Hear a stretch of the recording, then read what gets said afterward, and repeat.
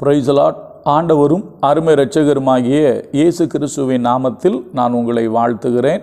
மறுபடியுமாக கர்த்தருடைய பரிசுத்தமுள்ள சன்னிதானத்திலிருந்து கர்த்தருடைய பரிசுத்தமான வார்த்தைகள் மூலமாய் உங்களை சந்திப்பது மிகுந்த மகிழ்ச்சி. ஆண்டவருடைய கிருபையினால் நம்ம கடந்த வாரத்தில் 3 கேள்விகள் என்கிற தலைப்பில் முதல் கேள்வியை பார்த்தோம்.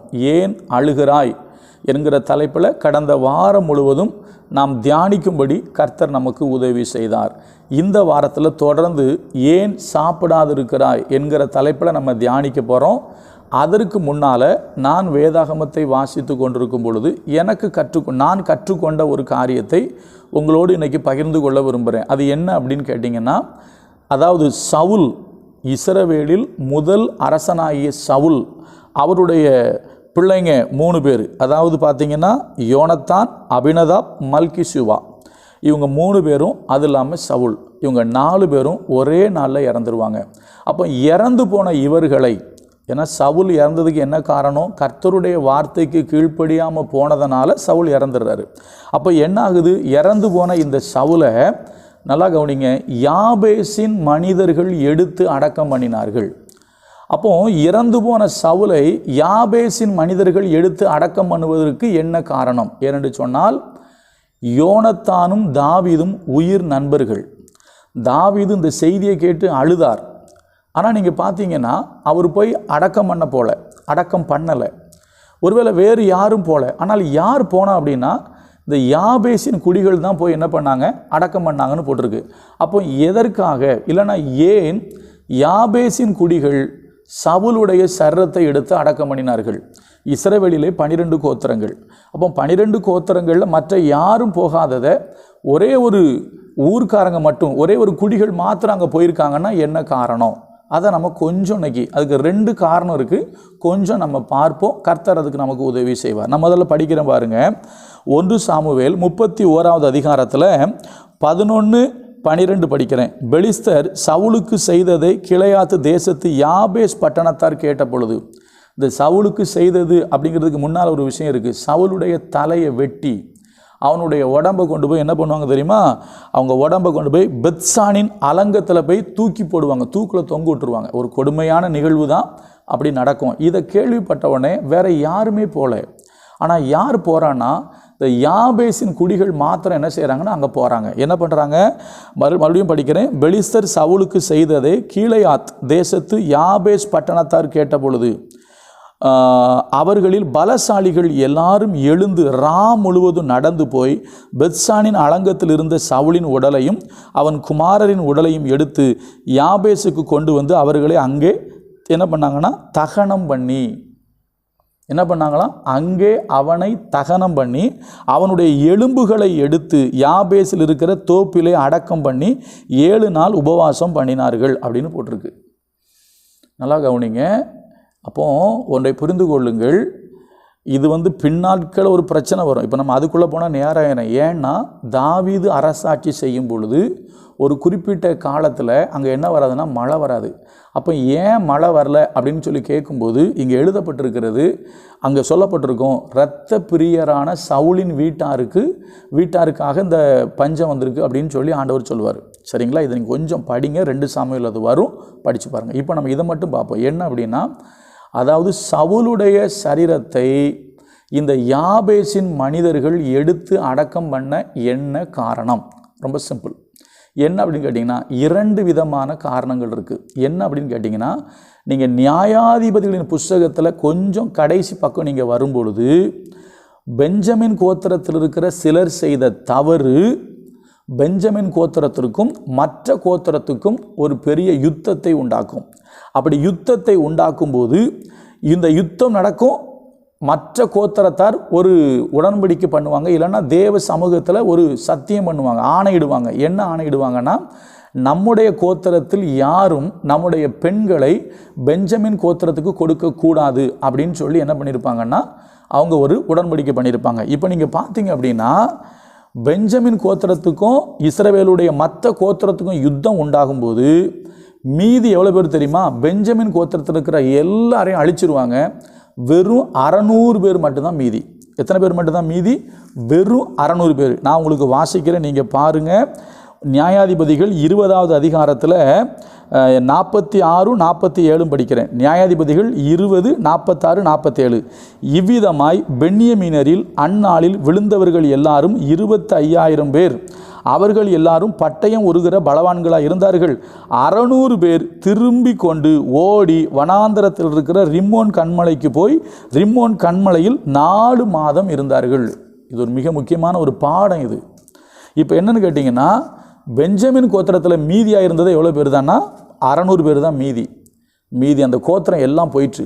அப்போ என்ன பண்ணுவாங்க, இவங்க எல்லாரும் மறுபடியும் உபவாசம் பண்ணி அழுது என்ன தெரியுமா சொல்லுவாங்க, இந்த கூடுகைக்கு வராதவன் எவனோ அவனை வந்து தள்ளி வச்சுருவோம், இல்லைன்னா அவனை கொலை பண்ணுவோம் அப்படின்னு சொல்லி அவங்க ஒரு இது போடுவாங்க. அந்த கூடி வராதவனை என்ன செய்யணும்னு கேட்டிங்கன்னா, அவன் யார் வரலையோ அவனை என்ன பண்ணணும் அப்படின்னா, நான் படிக்கிறேன் பாருங்கள், 8ஆம் வசனத்தில் போட்டிருக்கு. அதாவது கொலை செய்ய 5ஆம் வசனம், கர்த்தருடைய சந்நிதியில் மிஸ்பாவுக்கு வராதவன் நிச்சயமாய் கொலை செய்யப்பட கடவன் என்று அவர்கள் பெரிய ஆணையிட்டிருந்தபடியால் இஸ்ரவேல் புத்திரர் கர்த்தருடைய சந்நிதியில் கூடின போது இஸ்ரவேலுடைய எல்லா கோத்திரங்களிலும் வராதே போனவர்கள் யார் என்று விசாரித்த போது, யார் அப்படின்னா அந்த யாபேஸ். அப்போ இவங்க அந்த யாபேஸ்கிட்ட யுத்தத்துக்கு போகிறாங்க. இப்போ நீங்கள் அதெல்லாம் போய் படிச்சுக்கிடுங்க. இப்போ என்ன நடக்குன்னு கேட்டிங்கன்னா, இஸ்ரவேல் கோத்திரத்தில் மற்ற யாரும் தங்கள் பெண்களை யாருக்கு கொடுக்கல அப்படின்னா பெஞ்சமின் கோத்திரத்துக்கு கொடுக்கல. அப்போது அங்கே இருந்த 600 பேரில் 400 பேருக்கு இவங்க பெண்களை கொடுக்குறாங்க. நல்லா கவனிச்சுக்கிடுங்க. இஸ்ரவேல் கோத்திரத்தில் உள்ள மற்ற யாரும் தங்கள் பெண்களை கொடுக்காத போது இந்த கோத்திரம் மட்டும் இவங்க அந்த கூட்டத்துக்கு வரல, அந்த உபவாச கூட்டத்துக்கு இவங்க வராதனால இவங்கள போய் அவங்க மற்ற கோத்திரத்தார் யாபேசின் புத்திரரை போய் வெட்டுறாங்க. அதில் இருக்கிற மீதியான ஸ்திரீகளை எடுத்து என்ன பண்ணுறாங்கன்னு கேட்டிங்கன்னா 400 பேருக்கு தான் கொடுக்குறாங்க. இது ஒரு முக்கியமான சப்ஜெக்ட், மறுபடியும் சொல்கிறேன்.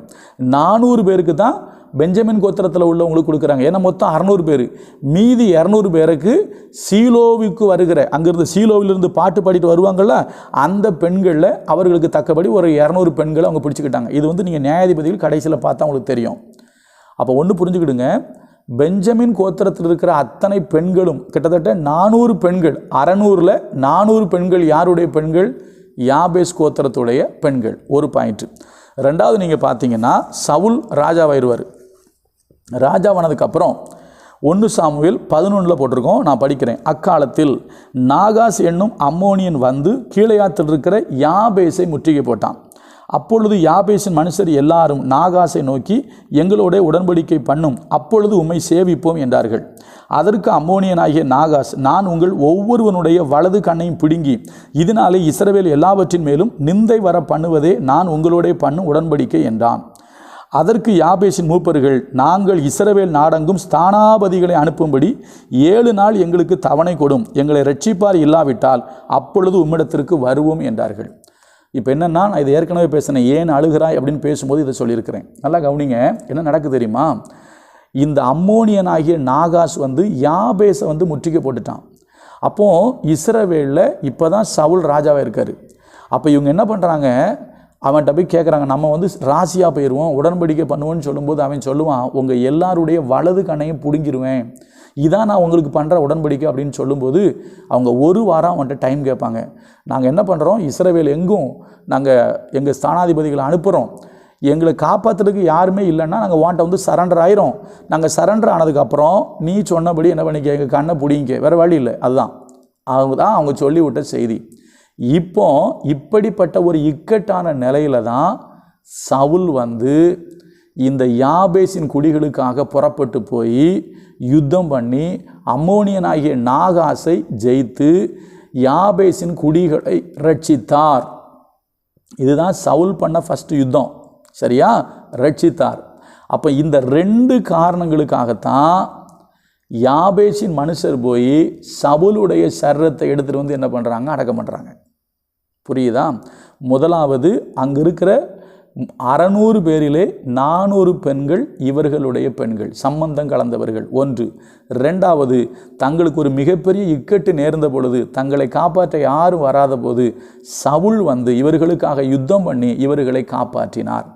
அந்த நன்றி விசுவாசத்திற்காகவும் அதே போல் அந்த குடும்ப பந்தத்திற்காகவும் தான் யார் போகிறா, யாபேசின் மனுஷர் போய் சவுலுடைய சரீரத்தை எடுத்துகிட்டு வந்து என்ன பண்ணுறாங்க, சவுல் அவருடைய பையன் 3 பேர், அவங்க 3 பேருடைய சரீரத்தை எடுத்துகிட்டு வந்து என்ன பண்ணுறாங்கன்னா அடக்கம் பண்ணுறாங்க. அப்போது உங்களுக்கு இது நாள் வரைக்கும் ஒரு சந்தேகம் இருந்திருக்கலாம், ஏன் இந்த யாபேசின் மனுஷர் மட்டும் போய் சவுலுடைய சரீரத்தை எடுத்து அவங்க அடக்கம் பண்ணாங்க? அதில் ஃபஸ்ட்டு போட்டிருக்கு அவங்க தகனம் பண்ணாங்கன்னு போட்டிருக்கு. ஆக்சுவலாக தப்பு. பட் நான் இப்போ அதுக்குள்ளெல்லாம் போகல. சரியா? தகனிக்கக்கூடாது, அடக்கம் தான் பண்ணணும். ஏன்னா அவன் தலையை வேறு வெட்டி போட்டாங்க இல்லையா? அவன் தலை வந்து தலையில்லாத முண்டமாக கிடக்குது அங்கே உடம்பு. அதுக்குள்ளெல்லாம் போனால் ரொம்ப நேரம் ஆயிரும். சரியா? அதனால தான் மறுபடியும் எடுத்து அவன் சரீரத்தை அவங்க தகப்பனாருடைய கல்லறையில் அடக்கம் பண்ணுவாங்க. அதுக்கப்புறம் தான் அந்த தேசத்தில் மழை வரும். சரியா? அப்போ நன்றாய் புரிந்து கொள்ளுங்கள். இந்த யாபேசின் மனிதர்கள் துணிந்து போய் எல்லாரும் போகிறதற்கு பயப்பட்ட பொழுதும் இவங்க போனாங்கன்னா, முதலாவது குடும்பம், ரெண்டாவது நன்றி விசுவாசம். இதற்காகத்தான் அவங்க சவுலுடைய சரீரத்தை எடுத்து என்ன செஞ்சாங்க? அடக்கம் பண்ணாங்க. சரியா? இப்போ நாளையிலிருந்து ஏன் சாப்பிடாது இருக்கிறாய் அதை தியானிப்போம். கர்த்தர் நமக்கு உதவி செய்வார். God bless you. Praise the Lord.